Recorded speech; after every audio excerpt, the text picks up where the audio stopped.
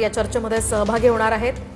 अधिकची माहिती आपण जाणून घेऊयात आमचे प्रतिनिधी प्रमोद जगताप यांच्याकडून। प्रमोद, हे विधेयक आज मांडलं जाणार आहे। दुसरीकडे आपण पाहिलं इंडिया आघाडीची सरकारला घेरण्याची तयारी दिसते। एकूणच काय अधिकचे अपडेट्स आहेत?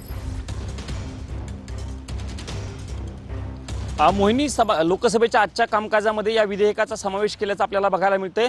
ज्या पद्धतीनं नीट पेपर फुटी प्रकरणानंतर मागच्या महिनाभरापासून देशभरामध्ये असंतोषाचं वातावरण आपल्याला बघायला मिळालेलं होतं आणि त्यानंतर केंद्र सरकारनं मागच्या आठवड्यामध्ये जी कॅबिनेट बैठक झालेली होती त्या बैठकीमध्ये या सुधारणा विधेयकाला मंजुरी दिलेली होती आणि ते विधेयक आज लोकसभेमध्ये केंद्रीय राज्यमंत्री पंतप्रधान कार्यालयाचे जितेंद्र सिंग हे मांडणार आहेत आणि त्या विधेयकावरती आजच खरं तर लोकसभेमध्ये चर्चा होणार असल्याचं आपल्याला बघायला मिळतंय। मोहिनी, या सरकारकडनं केंद्र सरकारने ज्यावेळेस विधेयकाचा जो मूळ मसुदा बनवलेला होता त्या मसुद्यानुसार स्पष्ट केलेलं होतं की अशा पद्धतीचा गुन्हा म्हणजे विद्यार्थ्यांच्या भवितव्याशी कोणीही खेळत असेल तर त्याला जास्तीत जास्त शिक्षा आणि जास्तीत जास्त दंड ठोठावला जाऊ शकतो। अशा पद्धतीच्या तरतुदी या नव्या घटना दुरुस्ती विधेयकामध्ये केल्याचं आपल्याला बघायला मिळतंय। मोहिनी, या विधेयकामध्ये अत्यंत महत्त्वाचा मुद्दा मांडलेला आहे। जर अशा पद्धतीचं कृत्य कोणी केलं तर त्या आरोपीला शिक्षा जी आहे ती पहिल्या विधेयकानुसार 5 वर्षांपर्यंतची होती, मात्र आता ती शिक्षा 10 वर्षांपर्यंत केली जाणार आहे। सोबतच दंडाची रक्कम जी आहे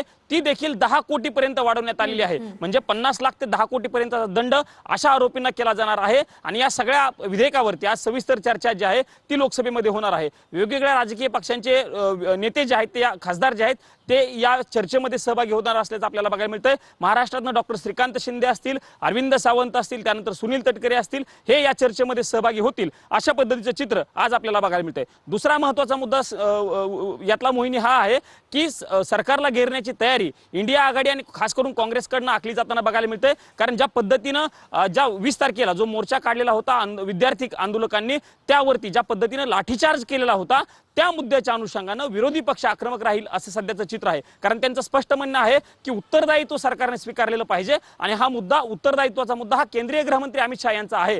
त्यामुळे केंद्रीय गृहमंत्र्यांनी या सगळ्याचं उत्तरदायित्व स्वीकारलं पाहिजे। त्या मुद्द्यावरने कदाचित इंडिया आघाडी आज सभागृहामध्ये आक्रमक राहील अशा पद्धतीचं चित्र आहे। पण हे विधेयक आणि इंडिया आघाडीची नेमकी भूमिका काय असते हे बघणं महत्त्वाचं असणार आहे। पण सरकारकडनं हे दुरुस्ती विधेयक आज सभागृहामध्ये सादर केलं जाताना असल्याचं दृश्य आज आपल्याला बघायला मिळेल। नक्कीच प्रमोद, या संदर्भातले अपडेट्स तुमच्याकडनं जाणून घेत राहणार आहोत। तुर्तास धन्यवाद दिलेल्या या सविस्तर माहितीसाठी।